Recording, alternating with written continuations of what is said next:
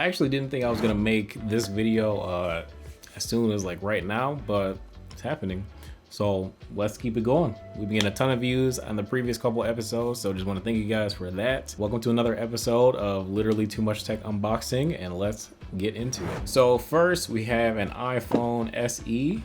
This is the new one. I got a pretty good deal on it. So yeah, I actually already took it out of the box, but I put this case on it. It's just some cheap case I got from Amazon. But the reason I actually got this is because I'm probably gonna start live streaming at some point, and I got robbed of my webcam, so I needed a replacement. Bought an iPhone SE. I'm gonna use this as a webcam thanks to that video that Box just posted like maybe a week or two ago. I seen that, I was like, cool, because the problem with like other webcams is that their autofocus is kind of and the lighting and stuff like that is also kind of So even if you get like a Logitech and stuff like that, like Logitech makes really good webcams, but if I'm gonna spend a couple $100, I might as well get something that I can use for more than one thing, you know, if I decide to upgrade later on, because the plan is I'm gonna get a real camera. I'll probably buy like a Sony APS-C camera, like an A6400 or something like that, for streaming eventually. I don't know when, but eventually, if streaming goes like pretty well. But we'll see. I'll let you guys know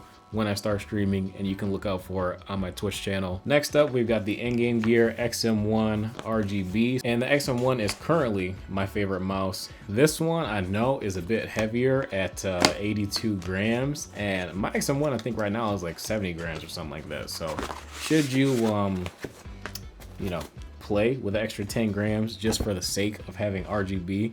Personally, I don't mind the fact that the XM1 doesn't have RGB. I think it's cool, you know, to not have a mouse that always has RGB, but you can download Endgame Gear's software to play with like a more specific DPI, but I don't know. I think it's cool that, what the heck, has this been pulled out of the box before?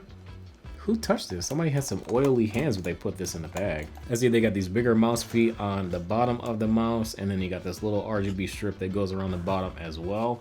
I will say, let me see, let me pull the cable out. And I got my regular XM1 here. It is noticeably heavier, I will say that, it definitely is. Yeah, this feels lightweight. This feels like a G Pro wireless. So you got 70.5 grams on the regular XM1, and then 80 grams, 80.5 grams on the XM1 RGB. And then for kicks, right in the middle, we got the Viper Ultimate, 74.5 grams. So this, it is noticeable. It is noticeable. And I mean, honestly speaking, I don't really like mice that are 80 grams. Like, I feel like it's like 70, 75 is like my threshold. And it sounds like I'm nitpicking, but I just don't really like the extra 10 grams. Like, this is like perfectly weight balanced. The only thing that I would want to make the XM1 lighter is a smaller version, like make an XM2 that's actually a smaller mouse. Otherwise, with this, honestly, the only thing I would change on this, I would put these new mouse feet, which would probably add, you know, a couple grams or something, and then 72 grams, and I'm good to go. But since I reviewed this mouse back in either January or February, I haven't switched from it. So, you know, I'm not really expecting anything else other than new mice from Endgame Gear. This coating, this is turning into like my long-term review of the XM1. This coating is really good, but it has been wearing a little bit, which I would expect, you know, it's plastic. And this black coating actually feels kind of fresh. I like it a lot, but it does glide super smooth. So I will say that probably playing with it, this doesn't feel like nearly as big of a jump, because I can definitely tell these mouse feet feel better than even the Tiger R2s that I have on here. So I really hope that Endgame Gear releases an updated regular XM1 with the bigger mouse feet. That's the only change that I want. Other than that, I'll probably still main this, and then I'll pull this out like if I need to take pictures or a video or something with like black peripherals and I want everything to match. Review on this coming eventually is not necessarily a top priority, but let me know how soon you guys want to see this XM1 RGB review. It probably won't be longer than like 5 minutes because I basically already went over everything, but yeah, I like the XM1 a lot. It's my favorite mouse. Next, we have the, what is this called? The SK64S from Banggood.com. Appreciate them sending this out to me. I think this is the only thing in this video that actually was sent out to me. Everything else I bought, but perfect. Got the color, whoa, this is loud. Got the color option that I asked for, so we got our keyboard there. And let's see here. A silver, or yeah, this is really silver, it's not chrome. USB Type-C cable. Yeah, it's alright, but this keyboard is mostly wireless, so I don't really mind. This one is the SK64S, so it's gonna be this one here. And Bluetooth, of course, so it is wireless. And this one does have the optical switches as well. So this one has the optical reds. I wonder if they gave me a couple other switches to try though. What's in here? Doesn't seem like it, but it looks like they included some other keys. Oh, these are like the Mac keys. So Command, Option, Control. So, all right, that's cool. And then we got a keycap puller and a key switch puller.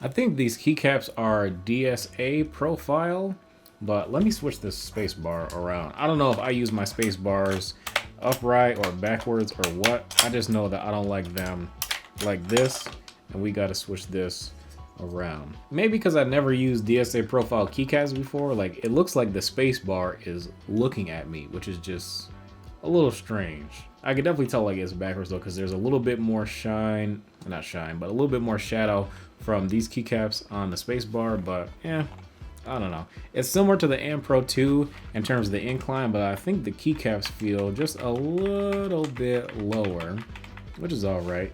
But one thing I will say though,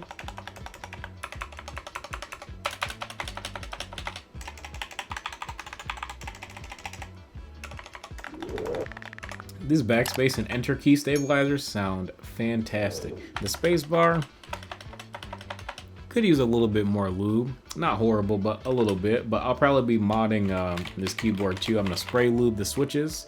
So look out for that sound test in the full review as well. Gonna do a quick comparison between them being stock and spray lube, so that'll be interesting. Stay tuned for that. But otherwise, I actually really like this. Like the profile, like I said, is similar to the Ep.3. This pink and green as well as the white with the red legends looks really good. I've never tried DSA keycaps, but they're a bit bigger and a bit more comfortable and easier to hit, so this is probably really good for gaming too. And it's optical as well as wireless, so I expect the performance to be really good also. So we'll catch this in the full review. Talk about this later on. Next up, we got a few desk pads. So I ordered this one from AliExpress. Came within like maybe 3 weeks. So this one is like a Naruto themed desk pad. It's not, you know, like the highest quality, I assume. And I'm pretty sure they probably just cheaply spray, or not spray, but like print a graphic on here. This is definitely not the best mouse pad I ever used. It kind of smells funny too. Like I can smell it from here. I'm like, is this the mouse pad? Oh, that smells strange. I don't know. I might have to wash this, bro. This smells weird. Is this upside down? I can't remember. But one obviously is, you know, Sasuke with his Sharingan and Rinnegan, and this one is the Akatsuki. Not gonna lie, these are like fairly low quality. I think I only paid like maybe 20 bucks for both of them, or 25 bucks, like including like shipping and stuff like that. So they weren't horribly expensive, but I could be wrong. I could have easily spent 40 bucks on this and just forgot. So I'll have to look through my purchases because the quality is not stellar, unfortunately. So yeah, but I'll probably be using these in like maybe some B-roll shots or whatever. But I'm not gonna lie, I'm actually pretty disappointed in these. Like these are not that cool. And as you can probably tell, since I actually ordered those mouse pads, big Naruto fan, even though Boruto has been pretty boring for me. Like I can't sit and watch Boruto right now. Junk is just too boring. I probably have it in I don't know, it's been a good maybe year or so since I've sat and watched Boruto. So yeah, Mito made the mat. Oh, okay. So I know this is like made after like the laser colorway, or Mito speed colorway, I should say. But this is the Godspeed mouse mat from drop.com. I guess this one was made by Mito himself. Mito, he makes like the laser keycap set, which I also ordered. That is coming probably in December. And holy crap, like what a stark difference in quality of mouse pads. Like we had bottom of the barrel essentially quality of mouse pads right there. And then we have this beauty. Like man, the finish is just as good as like my Odin Zero Gravity. Like look at this. This thing is freaking sweet, bro. Holy crap. I'll have to probably like iron it or something, but yeah, this side won't stay down, so I'll definitely have to iron it or something to get it to stay flat. If you guys want your mouse pads to stay flat, quick trick that I use, I put like a towel over it, and then I just like use the steam of an iron, and then obviously let it sit for like 20-30 minutes or so, and all of the steam should be gone, and then your mouse pad pretty much for the most part always lays flat. But dang, this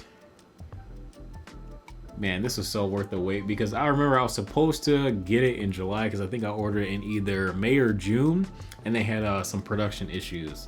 And yeah, it just now showed up late September.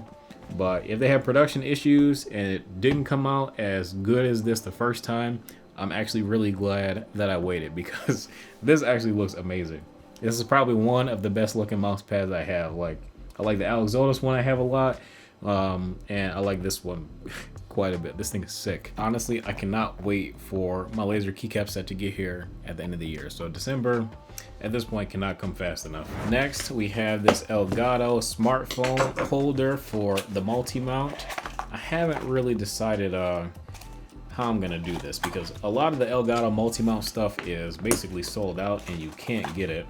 But I needed something good, you know, solid phone holder. So hopefully this will do the, oh yeah, this thing is solid. Is this metal? Yeah, this is metal too. This thing is solid as heck. Yep, this is cool. This will be working. So I'll use this to hold my iPhone when I use that as a webcam when I start streaming. And then last but not least, we have this Alienware M15. This is a 300Hz display on this laptop. So yeah, I think the other specs, let's see here. So it doesn't say on that side. Does it say on this side? No, it just says M15. What the heck? This was not sent out to me by Dell either. This was bought. So relax. Oh, how the heck am I supposed to unbox this? All right, need just a little bit more space. But here is this black Alienware M15, which looks pretty sweet actually. It looks better than I thought it would. Honestly, I'm not the biggest fan of Alienware design, but you know, it's all right. Let's see. It's got like a card.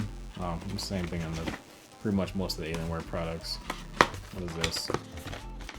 Quick start guides. We know how to use Windows. Next. So this is the Alienware Dell 240 watt charger. Is that all that comes in here? So this is our M15 here. I just tried to power it up, but I think it's actually dead. But before we do that, let's have a quick look around. So we have the charging port there on the back of the laptop, which is actually really nice. I like that quite a bit. And then we have this port here. I want to say, I think that's for the Alienware dock that you can like buy and attach like an external GPU, but I don't really think you would need that with this, because I think this has either an RTX 2060 or 2070, so you don't really need an external GPU. Thunderbolt port here, display port there, a mini display port in fact, and then an HDMI port as well. So pretty much anything that you need to do as far as like setting up a home docking station, you can pretty much do all on the back of the laptop, which is really nice. So I like that quite a bit.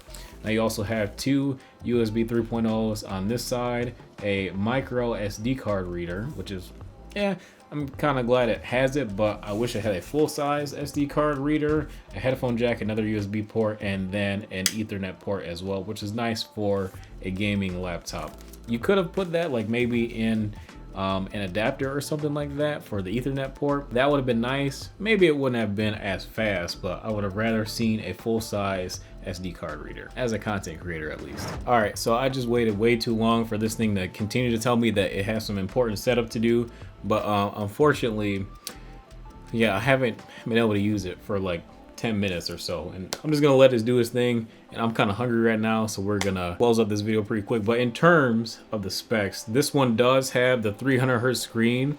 I think it's IPS, but I could be wrong.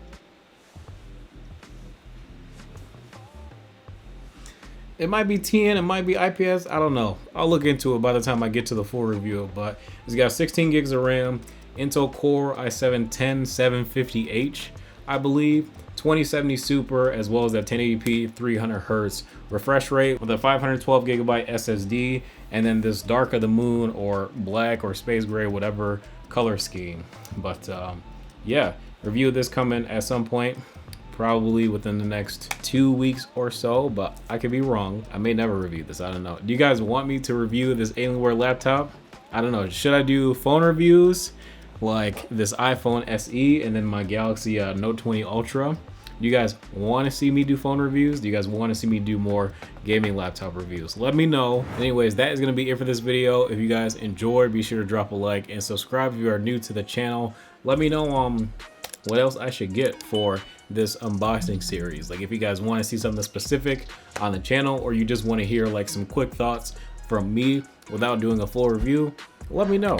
Maybe I'll buy it and unbox it and maybe review it at some point when I'm not super busy. But thanks again for tuning in. If you guys are interested in any of this stuff, it will be linked in the description below, so you can feel free to go ahead and buy it there. I will catch you guys in the next video. Don't forget to subscribe, drop a like, join Discord, see if we got a giveaway running in the Discord, because we might or might not, depending on how many subs we have. I'll catch you guys in the next one.